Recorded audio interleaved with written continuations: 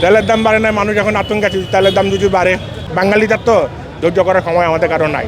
উত্তরা গেলাম, নিকুঞ্জ গেলাম, সব জায়গায় কোনো জায়গা মানে যে লাইন, অনেক প্রচুর লাইন। মানে আমরা এখানে ভোগান্তির মধ্যে আসি, সত্য কথা। বাংলাদেশের একমাত্র স্মার্ট সিটি বসুন্ধরা এখন আরো নিরাপদ, আধুনিকতায় আরো এক ধাপ এগিয়ে। আমি উত্তরার পর্যন্ত ঘুরে আসছি, কোনো জায়গা নাই, কোনো পাম্পে তেল নাই।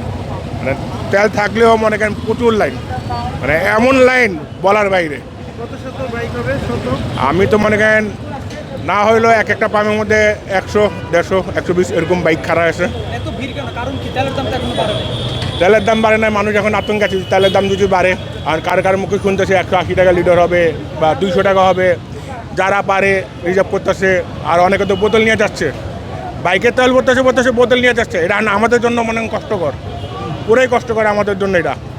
আর কি মানুষের জ্ঞান বুদ্ধি অভাব, যেটা সত্য কথা। ধৈর্য করলে সব কিছু সমাধান হয়। আর আমাদের বাঙালিদের তো ধৈর্য করার সময় আমাদের কারো নাই। এই হলো সবচেয়ে বড় সমস্যা আমাদের। মানুষের আসলে ভিড় করা উচিত।